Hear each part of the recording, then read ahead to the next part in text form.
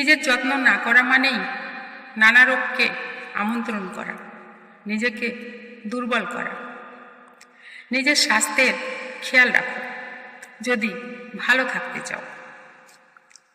মানসিক শান্তি নষ্ট করতে না চাইলে অতীত ভুলে ভবিষ্যতের পরিকল্পনা করো।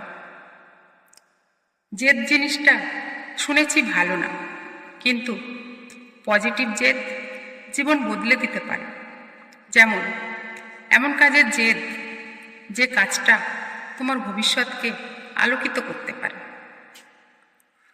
মানুষের কাছে প্রতিদান আশা করুন, কিন্তু সাহায্যের হাত বাড়িয়ে দিও।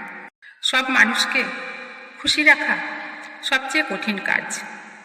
বৃথা এই কাজ করার চেষ্টা করো না। সৃষ্টিকর্তাকে খুশি রাখো, প্রতিদান না চাইলেও তিনি দু হাত ভরে দেবেন। প্রশংসা কিছু মানুষ মন থেকে করে না, নিজের স্বার্থে করে, কাজ করানোর জন্য করে। কিছু মানুষ জীবনে আসে আবর্জনা হয়ে, তারা শুধু দুর্গন্ধ ছড়ায়। নিমেষে এদের সাফ করো। তোমার জীবনের সীমারেখা টানার পুরো অধিকার তোমার আছে। অন্য কারো হাতে দিলে পস্তাতে হবে।